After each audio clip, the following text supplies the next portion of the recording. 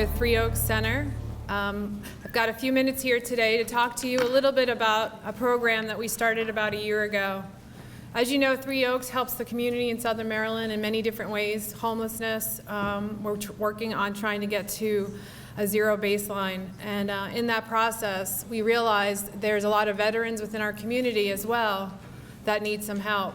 And one of the things that Three Oaks did about 3 years ago was they obtained funding to start helping veterans, give them a step up to help them get into homes, help them with education and finding jobs. As part of that program, we did a stand down in 2014. It was a one-day event where we identified services that our veterans and their families were not receiving in Southern Maryland. They could go up to Baltimore or DC to obtain those services, but they did not have them locally. With a lot of partners across Southern Maryland region and in the state, we were able to provide those services in one day. We had dental services, we had you can get eyeglasses, you could talk to the Canine Warrior Program, PTS counseling, VA forms. It was an incredible day. Over 1,200 people were there between volunteers and veterans. From that day, we decided that we needed to have these services available more than just one day every few years. And there's tons of organizations in Southern Maryland that provide services to veterans, but what we realized is there's not one place to go to get questions answered. And a lot of the things that we were seeing in our veterans is they got overwhelmed pretty quickly, and they didn't know where to go or what to do. And in some cases, they were struggling, they were out on the streets, and they couldn't get the help they needed. So looking at those requirements, we put together a committee, and this committee was made up of people from all across the region. We had representatives from active military, for active duty on the base. The Supply Corps brought people down from DC as well. MedStar Hospital was on our committee. This committee was called the Veterans Resource Committee, and this committee was looking at three main projects. And the one big project was the Veterans Resource Center, which a year ago, less than a year ago, we started, and tomorrow we're moving into the building that was never there a year ago. We did something very, very quickly. The reason it happened is because a lot of people in this room and your organizations, as well as other people, volunteers. What I wanted to share today, what I thought was what I've learned and what I wanted to share, is the reason why we're so successful. And we heard a lot of it from this prior speaker, but one of the things that I wanted to let you know that I saw that we did very, very well with our committee was we had a consistent message. We had a clear vision. Our board of directors, the employees, all of the volunteers, and all of the organizations that were involved in helping this, which is, like, again, MedStar, social services, everybody knew what we were doing, and we even wrote a card with a statement and gave it to everybody to read, because we wanted to know that if one of our volunteers was out at the library and ran into somebody, they could articulate that message. That consistent messaging was huge for us to get the funding we needed from the state and to get the county commissioner's approval so quickly to move forward on the project. So I think that's a huge thing, a huge takeaway, is make sure all your volunteers, your staff, everyone involved in your mission has the same clear vision. Same statement. The other thing is the passion, the excitement. You got to keep that going. That momentum has to keep going, even when things get hard and so many people are busy going in different directions. And a lot of your volunteers volunteer in multiple places. We all see that, and there's burnout. You can't let that happen. The other thing is you need depth. As you get these volunteers in and they get excited, they're going to bring in people with them.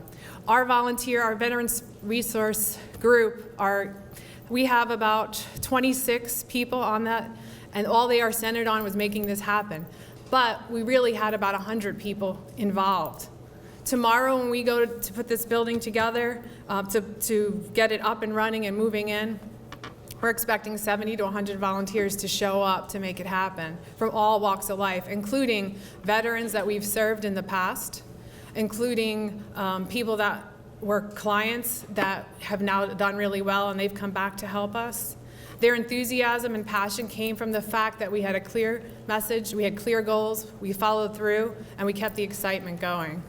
So that's what I would like to share with you today, is if you can keep that consistent messaging and the excitement going, you're going to get more and more volunteers. And we talked about it in another room earlier today, is how do you get the right people in there to do it?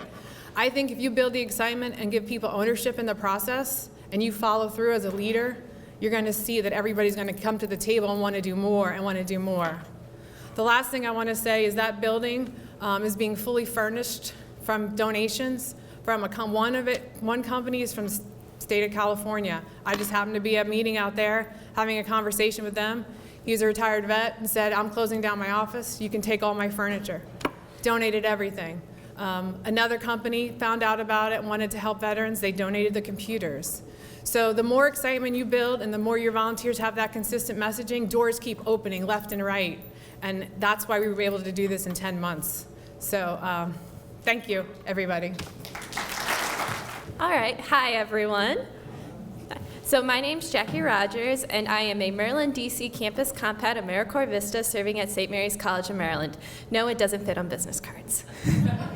So first, to get started, raise your hand if you know what AmeriCorps or AmeriCorps Vista is.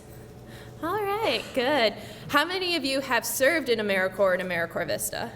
Right. Woo. Yeah. So the reason I'm asking is, throughout the entire country, there are thousands of AmeriCorps and AmeriCorps Vista serving, and we have a few in our own community, including me. So first, I thought I'd kind of get started explaining a little bit about what AmeriCorps Vista is, because I get asked it all the time, including by my family. It's all right. So VISTA actually stands for Volunteers in Service to America, and was started in 1965 under President Johnson. And then under the President Clinton administration, AmeriCorps was created, and VISTA was moved underneath it, hence my title, AmeriCorps Vista. And as an AmeriCorps Vista, I focus on capacity building services for a variety of services. For me, I work at St. Mary's College of Maryland, and I am developing a mentoring program where I take my college students into the local middle schools and high schools to talk about college access, college awareness, really giving them somebody to talk to about college, because many of the students we work with are low income, first gen, in some cases even homeless. So to kind of also understand, AmeriCorps and AmeriCorps Vista is actually a government program. So I have a lot of people I report to. So AmeriCorps reports to the Corporation for National and Community Service, which is a national organization, as well as a bunch of other state offices that also partake in this. And there's actually a difference between AmeriCorps and AmeriCorps Vista, and it gets really confusing. I know, this is all confusing. So AmeriCorps is more direct service. So for example, FEMA Corps is a type of AmeriCorps where they do hands-on service, while AmeriCorps Vista, we aren't really supposed to be doing as much direct service. We're about helping build capacity, so that way when the grant's up within 3 years, we move out and the program is able to be sustained and taken on and continue those services that were created. Under AmeriCorps, there are 6 different focus areas, and I was practicing this morning in the car. So there's education, economic opportunity, environmental stewardship, disaster services, healthy lives, and veterans and military families. So all AmeriCorps projects fall under one of these 6 areas. So for example, my project falls under education. And as well, another facet in all this is that title I talked about is the Maryland, D.C. Campus Compact. I put magazines on your guys' table. So the Maryland, D.C. Campus Compact helps support my grant and about grants for about 20 other AmeriCorps Vistas throughout the state. So all of us Vistas and within the Maryland, D.C. Campus Compact, we are connected to either a college or a university, and that is one way our funding is facilitated. And as well, College of Southern Maryland just joined the Maryland, D.C. Campus Compact starting in July. So it's great, because there's going to be another college down here with me. Love it. So basically, what I do as an AmeriCorps Vista, I handle the day-to-day development of this mentoring program. We are in year 2 of the grant. So next year, the focus of our grant is making sure that the project can be sustained by the university and by the local school districts to help it continue on, so that these students we're serving with, they have somebody to turn to. So oftentimes with these low-income first-gen students we work with, they don't have anybody in their lives to go to college. And so they don't understand what I call the hidden roles of higher education. So for example, sometimes we're asked, how do you go to college? What's a transcript? We had a student explain to us one time that her mom told her she was going to have to go to college in the South. And when we asked why, it was because the college in the South is cheaper. there is these kind of urban myths out there about college, and by bringing in the college students, they are able to give direct knowledge to the students. Because, for example, out of my 48 mentors, I'd say about 75% of them are first-year students, so they were just in these students' shoes. They understand how confusing this process can be, and so they want to give back, they want to help, and learn from my mistakes. As well, I have sophomore students who come in, and they're sometimes the best students because they'll tell you, I screwed up my freshman year of college. This is how you don't do that. And a lot of times that's what these students need. They need to understand that, yes, you need to go to college, but it's so much more than filling out the application and stepping foot on that first day at campus. It's about graduating. It's about becoming citizens of your community. And because of that, we are bringing in these mentors and helping our students succeed. So that's an example of my project, but there are so many Vista projects going on throughout the country and the states. So for example, this is actually not my first AmeriCorps Vista term, fun fact. I was actually first in AmeriCorps Vista with Iowa Campus Compact. And so there I worked with a small college to develop 30 community partnerships to develop service learning and civic engagement within that institution. So I worked from everything from nursing homes and retirement facilities to 211 referral systems. And as well, there's also AmeriCorps Vistas doing a wide variety of things. For example, at Illinois Campus Compact, there is a AmeriCorps Vista at an institution who is working on best practices of retaining first-generation college students, because this institution has realized they are not able to retain these students. So how can we solve that? As well, in this state, we have various projects going on, including the implementation of the My Brother's Keeper movement at Bowie State University, as well as helping refugees understand how to get into college, as well as what's taking place in Baltimore. So you can see there's so many different ways you can facilitate AmeriCorps Vista, and there's so many different ways you can receive one as well, whether it is through the Maryland DC Campus Compact or the Governor's Office or Volunteer Maryland. So I would say if you have a project in mind that you really want to work with your nonprofit on to develop a certain aspect, AmeriCorps Vistas are great because you can receive a full-time employee at a huge discount. So for example, with Maryland DC Campus Compact, the college had to pay $6,500 and they received a full-time employee for 365 days. That's a pretty good deal, especially for nonprofits. So it's a great way to help you guys get your projects off the ground and help you bring in fresh eyes to your organizations. So that's AmeriCorps Vista. My name is John Felicitas. I'm a graduate of Leadership Southern Maryland class of 2013. And my experiences, I retired in 2012 after 37 years in education. I was in a session this morning. I also was an executive director of a 6,000 member teacher union. So I've been on that side of the nonprofit side, and it's a difficult job. But since I've been involved with the Leadership Southern Maryland, when I first came on board, they had a teen camp called LEAD. And we decided to postpone it for a year. So before I go into the program, our Teen Leadership Academy, I'm going to get everybody to stand up a little. Stand up right now, please. Okay, I'm going to ask you a question. If you believe that leaders are born, continue standing. If you don't believe their leaders are born, sit down.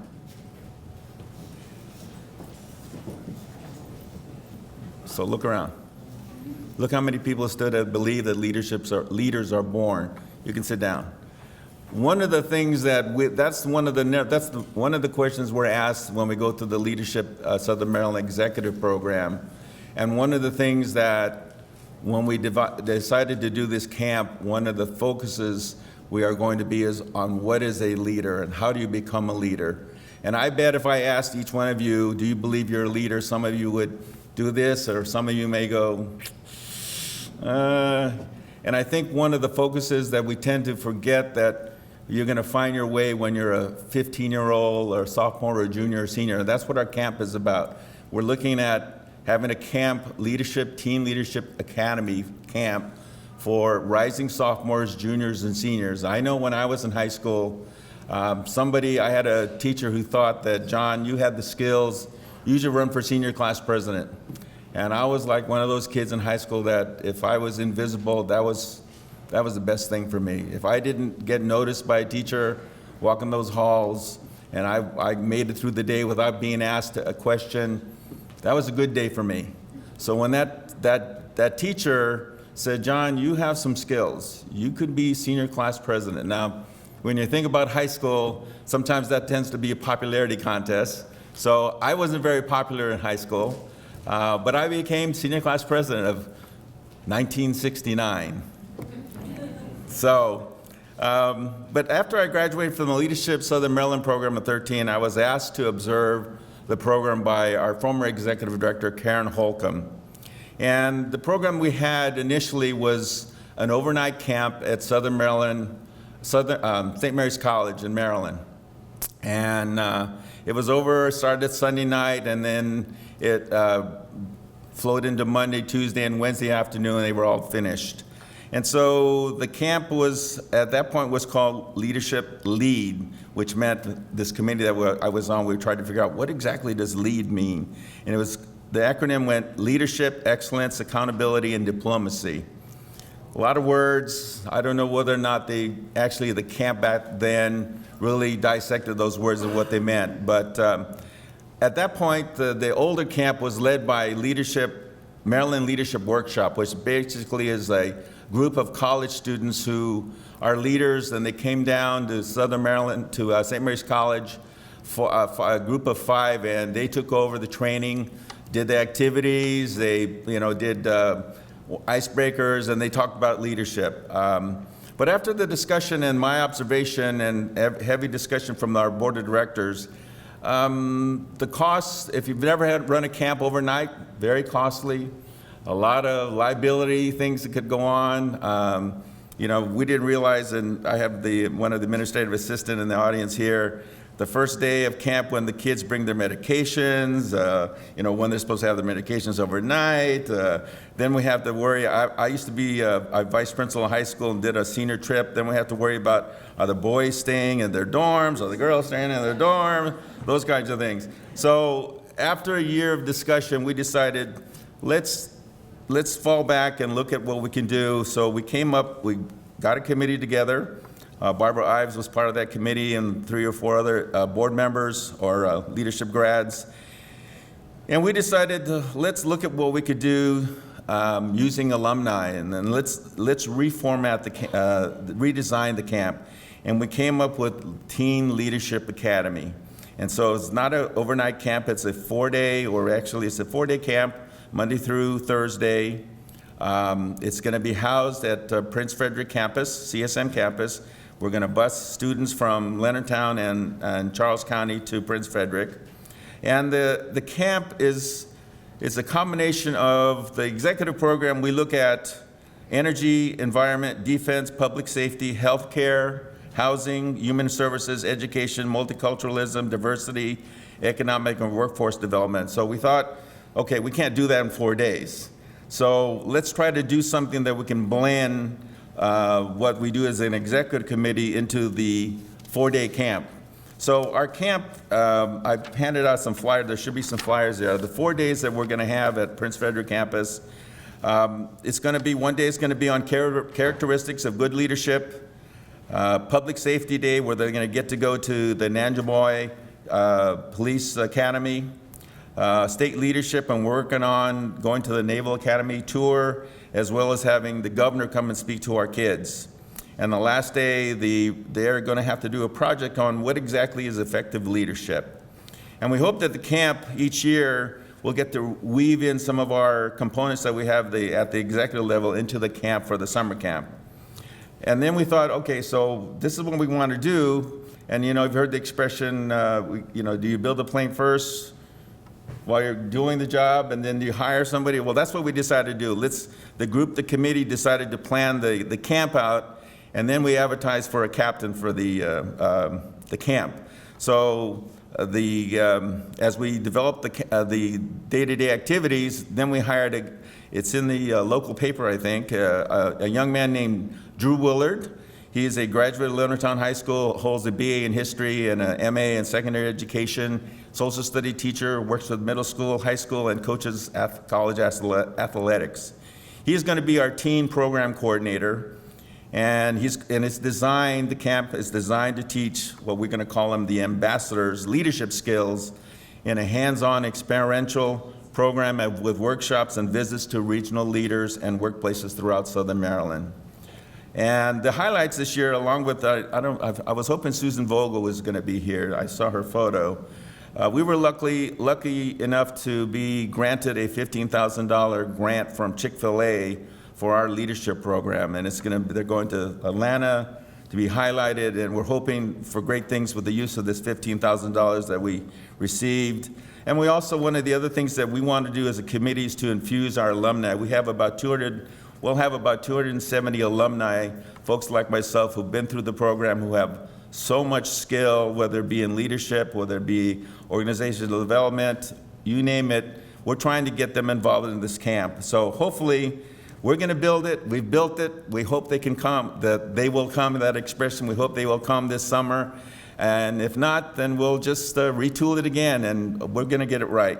So that's the story about the Teen Leadership Academy. Thank you.